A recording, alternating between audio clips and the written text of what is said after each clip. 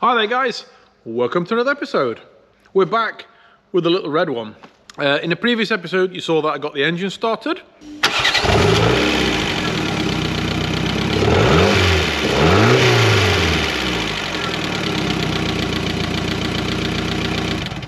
It still sounds a bit like a tank, but that's because the exhaust is broken off completely. But now the engine runs, which gives me a bit more confidence in the fact that I might be able to actually sell this car. So, now the engine's running, so I can get the car to start. I need to get it to stop now. So we're gonna have a look at the brakes, because it took 4 of us to get it in the workshop. So we're gonna have a look at the brakes now and see what's wrong with the brakes. Right, so I've got the caliper off. Put these enormous big grips on it and trying to squeeze it. And I can't squeeze it. What I think I'm gonna try now is to gently press the pedal and see if that piston will come out.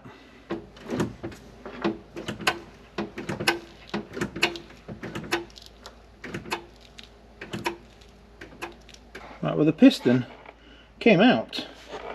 It did take the rubber with it, but it's pretty solid, that rubber is, and that's not a huge problem, is to get all the rubber kit for it. So that could be one of the reasons why it's not happy. Piston doesn't look too bad. What I'm going to try and do now is see if I can squash it back together again with these big grips.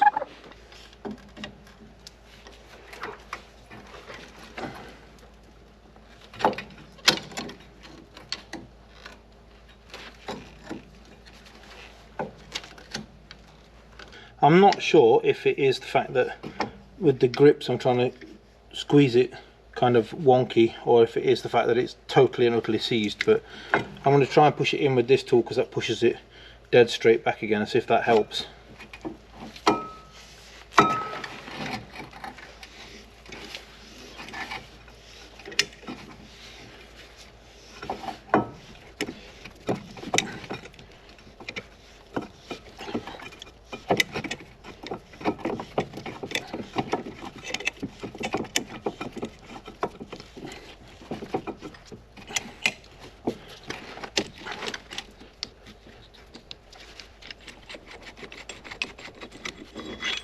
Right, so that did push that caliper back in again, so I probably got it right on the edge, and as I tried to put it in with the grips it just tilted it slightly and that just got it stuck in there solid. Now that rubber has come with it, so that will need replacing, but other than that, that caliper does actually go now forward and backwards, so it looks like that just needed freeing off, which is now done. So hopefully I've freed that caliper off. Obviously I need to get a new rubber for it.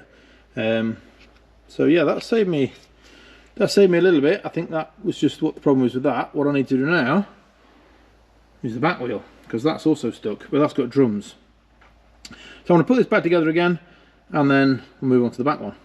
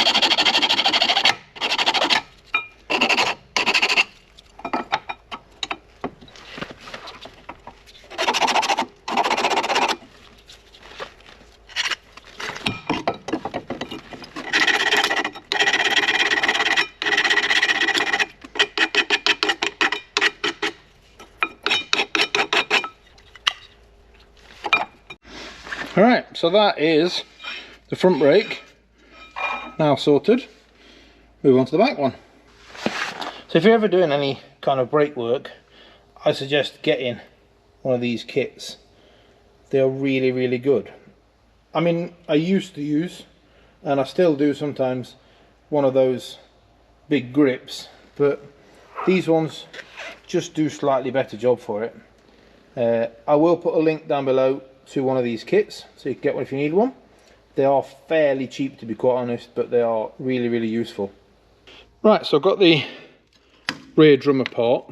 Now, any of you that are familiar with this will notice that when I've took the drum off, the stub axle's not there.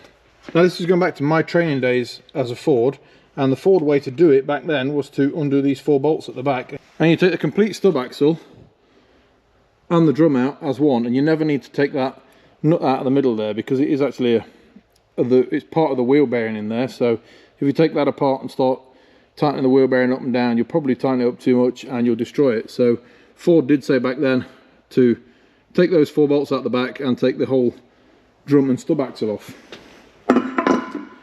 So what have I found in here? Well, the wheel cylinder seems to be alright. It moves, doesn't seem to leak, so I'm quite happy with that. I've given it a quick of a wire brush and it doesn't look too bad. It's not rusted through as you'd probably expect on a Mk4 Fiesta. What I think the main problem is that handbrake adjuster is pretty seized on there. So what I'm going to do is disconnect the handbrake from it, disconnect the adjuster off of that, and then I'll move this forward and backwards, put some copper grease on it and make that work again, and that should be this side done. I may even take the other side off and do probably much the same work on the other side, just so that I know that everything's working again. Right, so I've just got all the shoes apart and I've freed all of this up now, so that works nice and neatly. The adjuster all nice and clean and all works up now, so that just needs a bit of a grease on it. We're ready to put it back together again, and I noticed that the shoes, there's not much left of that one, and that one is actually pretty much separated from there. So new set of shoes. Right, so now I know what I need to get the brakes done. I've got to go and buy some parts, and I've been shopping. So as you saw in the video, the brake calipers were seized on, so I bought a pair of repair kits, one for each caliper. So we'll take the calipers apart, clean them all up, replace all the seals, put them back together again, bleed the system. So I'll then know that the front brakes are fine and working. And then the thing we're going to start with today is the brake shoes. So we're going to start with the rear brakes at the moment, because I have no brakes whatsoever. I can't press the foot brake because there's no shoes in there. I'll risk pushing the pistons out of the wheel cylinder. So brake shoes first, and then calipers after that. Right, so if you pull this apart, so if you pull the adjuster apart slightly, you'll see that there's a little hole in there. That little hole hooks into that part of the shoe. So it goes in like that, and that hooks in there, and then you can pull that apart and you close it, and that locks the adjuster into there. So this bit is movable, and the more you pull it out, the more free it becomes. So you put it in there, pull the adjuster apart, and then pull it in, and that locks that to that shoe. Then got the other side that fits like that. We then have a spring, fits inside there, and fits, in fact we'll fit it in there first.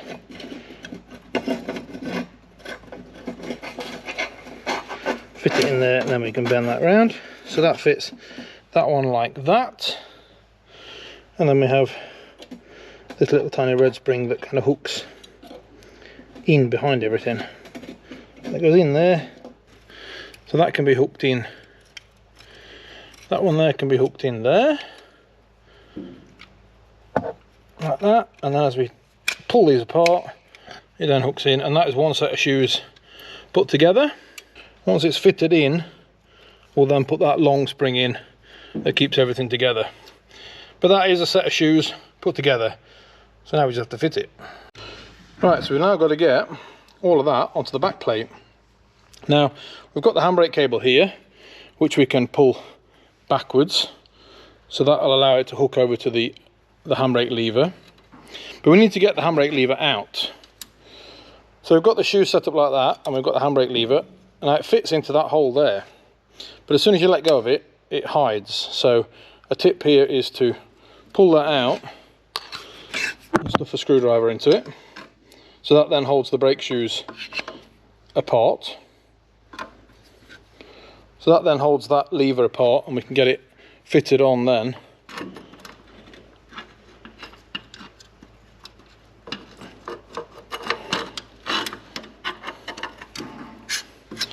So then we can get it fitted to that brake shoe. Now, I know that people are going to complain about me putting copper grease on it, because I know there's divided opinions about it, but I'm going to use it. That's what I've always used. Doesn't need to be a massive amount, it's just where it touches. So a little bit there, a little bit there, just a little touch there, and all I'm doing is stopping it from squeaking, nothing else. A little bit there, a little bit there, a little bit there, and a little bit there. So it's only tiny amounts of copper grease just to make it, just to stop it from squeaking. I'm going to start with this side now. So we've got a pin that goes through from the back side, like so. And I use a pair of grips like this, get hold of that clamp so that I can get hold of it and push it at the same time. So that just slides in like that. It's a bit of a pain, but it slides in. And the other side is exactly the same. So that's the shoes in place. All that's missing now is that one spring. So I'll hook it in there.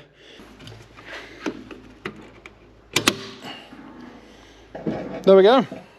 That's that set of shoes done on that side. What we now need to do is adjust it up. So I'm going to let the adjustment off by pressing the adjuster in. So we've got pretty much no adjustment on those shoes whatsoever. Center them as best I can like that. Now I'm expecting this to just flop on basically.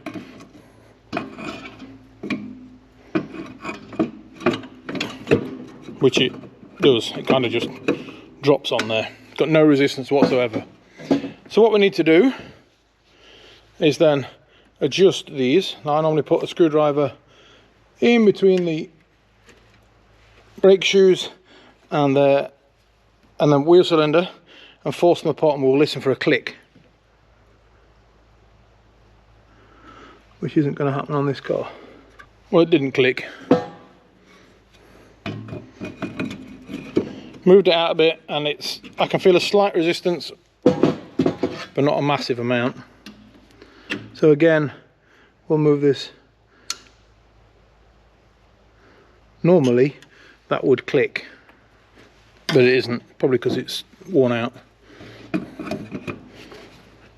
Now I can feel a bit of resistance. It's not brilliant, it's a bit more resistance than what it was, so we'll keep going.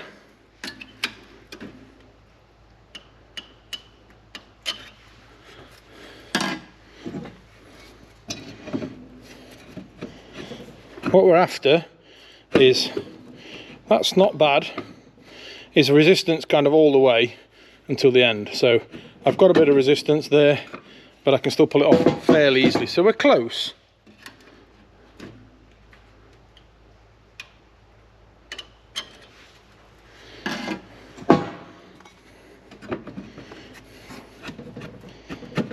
Right, that felt a lot better. It's got resistance all the way, but not too much.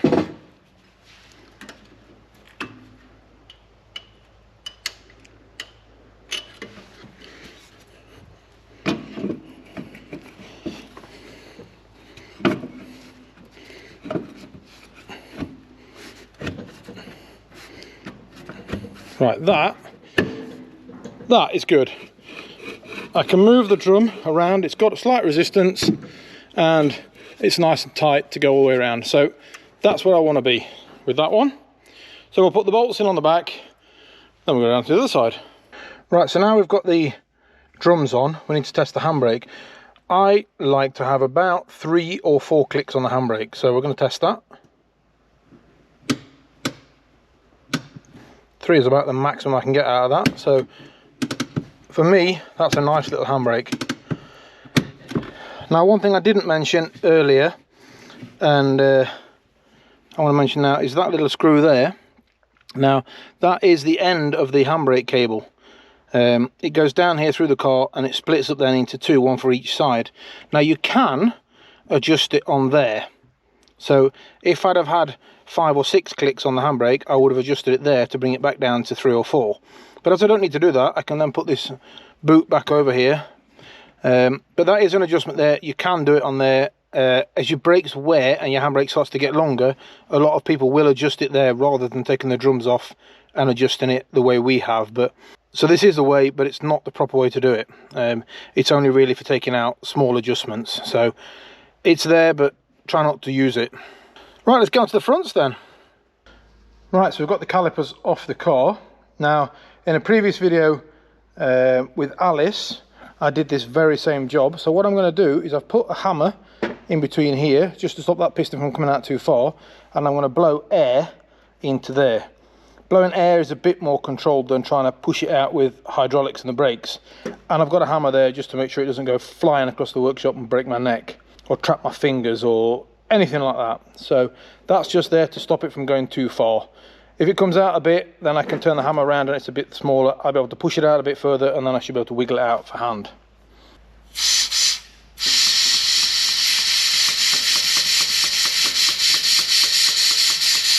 Right, so I took this piston out and it's not fantastic looking. It has got a groove in there and it has had some fairly substantial rust along this edge here. So this piston's no good really. Mainly that groove there is going to cause problems. It's probably going to let water in and allow this to rust really, really quick. So I can't use this piston. I'm going to use that one. As luck would have it, I did have one lying around. I don't really know where this one's come from. It's been powder coated at some point, so I would imagine it's either from Alice or from the Mini, but I'm not sure. Either way, it's identical and it's in really, really good condition. So I'm going to fit this one instead. Now basically to do that, it's pretty much the opposite of what I did to take out. So I put a new seal in there and I've oiled the seal with some brake fluid. I don't want to put grease or anything like that because that'll just push it inside the piston there and I'll have grease inside the brake fluid. So I've just oiled it up with a bit of brake fluid and now I'm just going to gently push it in and make sure it goes in all the way down to the bottom. And that's the new piston, all nicely fitted with a new dust shield on there as well. The only thing you have to really think about to get these pistons in is that you put them in square. If you don't put them in square, it's a pain in the neck. So push it in, check it from the side, check it from the other side, make sure it's square, and then you should just be able to push it all the way home. So that's that done. All I'm going to do now is refit it back to the car and bleed the brakes. And that's it, bled. Right, we'll do the other side. Right, that's that done. Let's go and see if we've got a brake pedal. Well, obviously we've got a brake pedal, it's still there, I've not took it away. What I mean is we're going to make sure we've got a hard brake pedal and the brakes feel like they should do. There we go. Nice hard pedal. Right, let's get the wheels back on that and then I can, well, I can take it out in the car park really and give it a test. I can't get it on the road yet because it's not got an MOT on it. But that's coming soon, don't worry. So that's another job done. So press that like and subscribe button so you don't miss any future episodes, and I'll see you in the next one. Thanks a lot, and bye-bye.